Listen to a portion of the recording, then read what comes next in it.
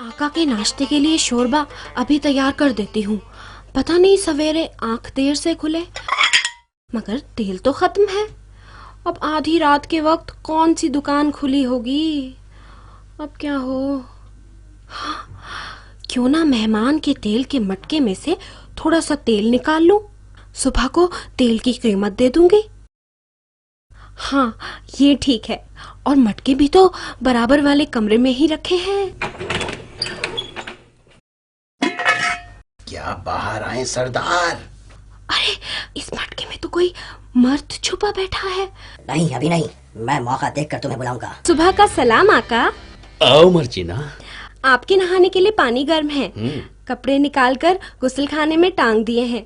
नाश्ता भी तैयार है। क्या हमारा मेहमान अभी सोकर नहीं उठा? अरे, उसे मेहमान मत कहिए आका, वो आपकी जान का दुश्मन था। ये तुम क्या कह रही हो मर्जीना? मैं सही कह रही हूँ आका।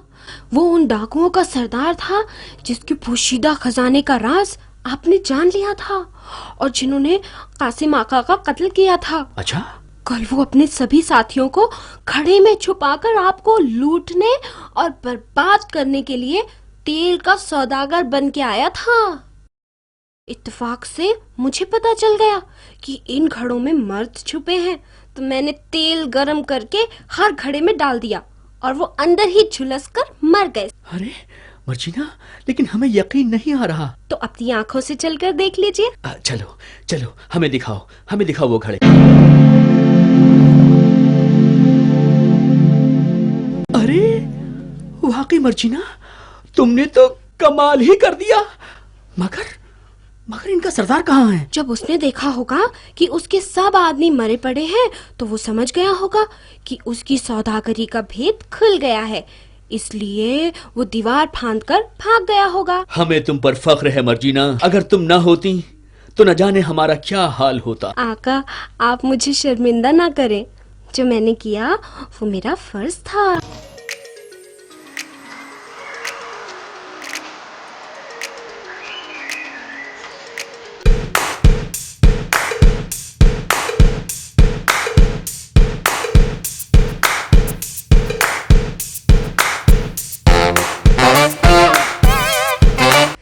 तुम्हारी दुकान कैसी चल रही है? आपकी दुआ से कारोबार अच्छा है।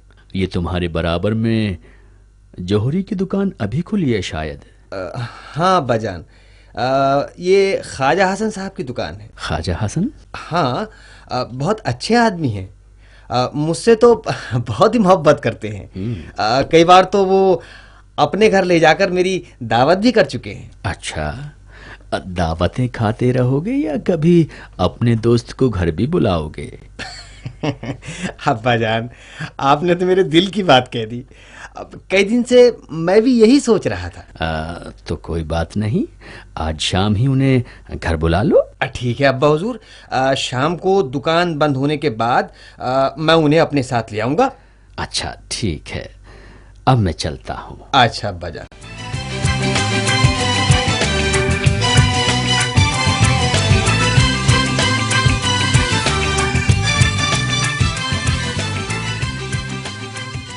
मर्जीना, ये अब्दुल्ला के दोस्त और हमारे मेहमान हैं। मैं समझ गई आका। देखो, मेहमान नवाजी में कोई कसर बाकी न रह जाए। आप फिक्र ना करें आका।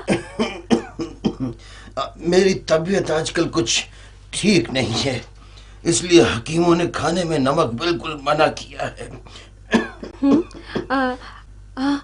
ये तो वही डाकुओं का सरदार है जो पहले तेल का सौदागर बनकर आया था। आप जैसा कहें। हाँ, मीठा खाने की मनाही नहीं है। आका, अगर आपकी इजाजत हो तो खाने से पहले मेहमान के सामने नाच पेश करूं? हाँ, जरूर जरूर, क्यों नहीं। मर्जीना, हुस्न तो वैसे ही कातिल होता है, फिर तुमने हाथ में खंजर क्यों ले रखा है? इसे खंजर नाच कहते हैं आका। मर्जीना, मर्जीना, ये तुमने क्या किया मर्जीना? हमारे मेहमान को ही खंजर से हलाक कर दिया। आका, ये मेहमान नहीं, वही डाकुओं का सरदार है जो आपसे पहले 3 बार है। और जो कुछ दिन पहले अपने 40 आदमियों के साथ तेल का सौदागर बनकर आया था और अब भी वो इसी इरादे से आया था। लेकिन ये तुमने कैसे जाना? मैं इसे देखते ही पहचान गई थी। इसके अलावा जब इसने कहा था कि ये नमक नहीं खाता तो मेरा शक यकीन में बदल गया। वो कैसे? देखिए, आपका नमक खा लेने के बाद आप पर हाथ उठाना इसके लिए मुश्किल था। अगर आपको मेरी बातों पर यकीन ना हो तो इसकी तलाशी लीजिए, इसके पास कोई ना कोई हथियार जरूर होगा। अब्बाजान, मर्जीना ठीक कहती है।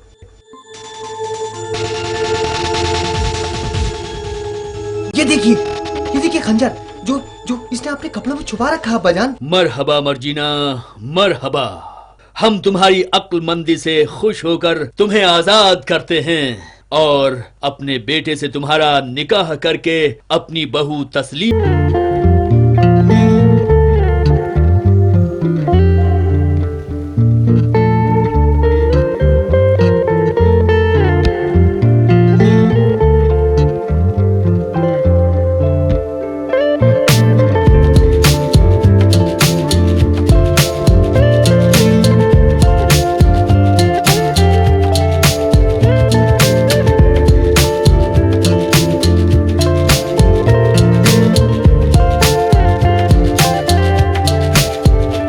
सवेरा होने लगा। जी बादशाह सलामत, लेकिन ये सवेरा मेरी मौत का ऐलान है। ऐसा ना कहो बेगम, हम आपसे बहुत खुश हैं और औरतों के बारे में जो गलत फहमी हमारे दिल में पैदा हो गई थी वो अब दूर हो गई है। जी। और हमने तौबा कर ली है कि अब हर रोज नई शादी करके पहली बीवी को कत्ल नहीं करेंगे। हमें आपसे इस कदर मोहब्बत हो गई है बेगम कि अब कोई भी काम आपके मशवरे के बगैर हम नहीं करेंगे। सच? हाँ बेगम, सच।